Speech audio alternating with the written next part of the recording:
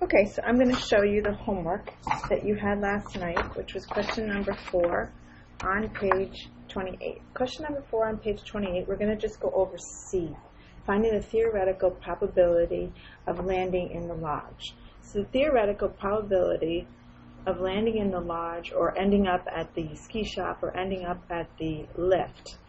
First, you're going to make an area model. The area model is going to say I start at the top of the hill and I can either take a left or a right at the top of the hill, left or right. If I take a right, I end up going to either the ski lift or the lodge. So if I take a right, I'm going to go to the ski lift or the lodge. If I take a left at the top of the hill, I can either go to the lodge or the ski shop. I go to the lodge. There are 3 options. I go to the lodge twice, or I can go to the ski shop. What's the probability of going to the lodge? The probability of going to the lodge is, this is 1/6, 1/6, and this is 1/4. If you add up 1/6 plus 1/6 plus 1/4, you will end up not being able to add those. You have to find a common denominator, which is 12. 1/6 is the same as 2/12. 1/6 is the same as 2/12. 1/4 is the same as 3/12. So 2, 4, 7/12. The probability of landing in the lodge is 3/12. Here, here, and here. What's the probability of landing in the ski shop? The probability of landing in the ski shop is 1/6. This takes up 1/6 of the whole area. And lastly, the probability of ending up in at the ski lift, this is the ski lift, is 1/4. So use an area model to figure out the theoretical probability. Let's move on to question number 5. Question number 5 says, what is the theoretical probability of landing in cave A? So question number 5A. I have an area model. I have a map. That map says here, start, and have 2 choices. I can either go left or right, upper path or lower path. If I take the upper path, I then come to a junction in the road where I have 3 choices. 1 of them landing in cave B, and 2 landing in cave A. So here's cave B and A and A. If I go and take the lower path, I come to a junction in the road where I can either go left or right. If I go this way, it takes me directly into cave B.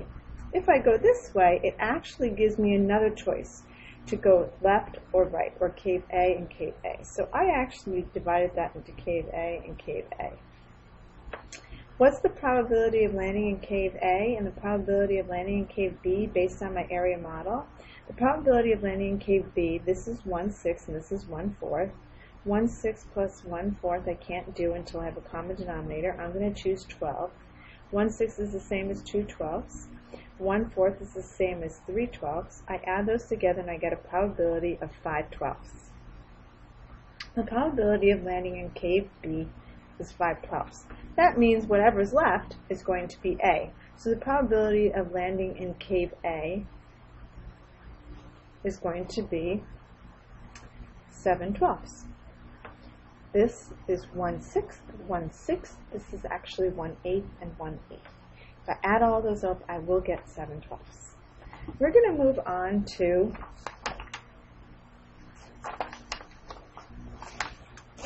question number 6.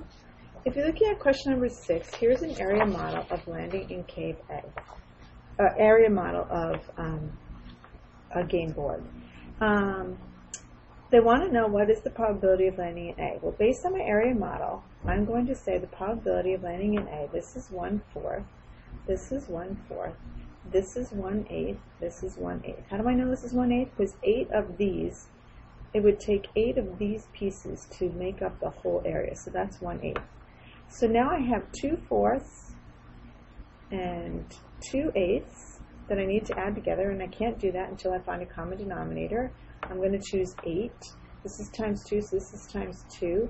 So now I have 4 8s and 2 8s. If I add those together, I get 6 8s. I can reduce that if I wanted to get the probability to be divided by 2, and I get 3/4.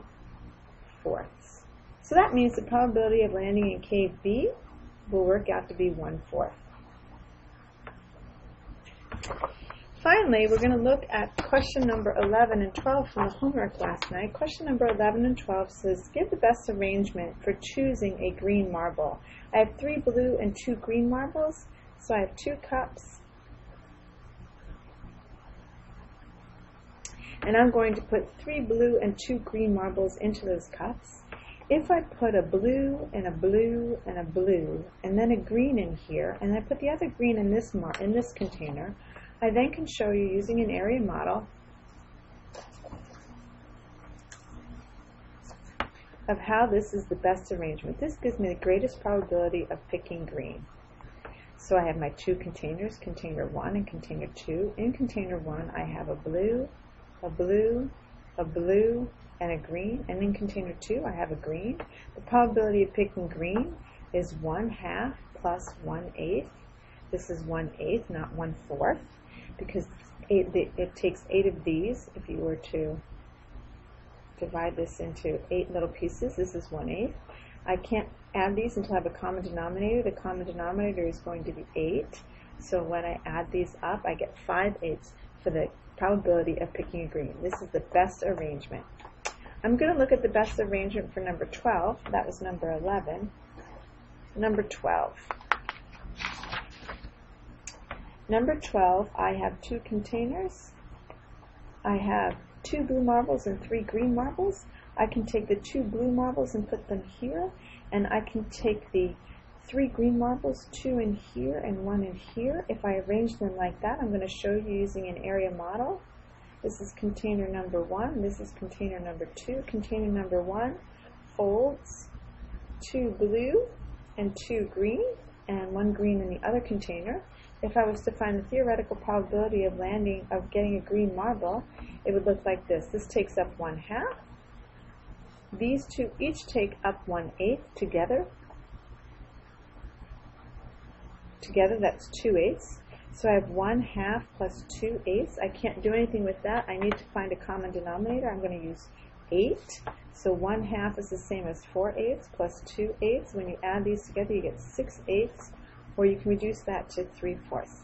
The greatest chance of picking a green marble is this arrangement, probability being 3/4 of the time I'm going to pick a green marble.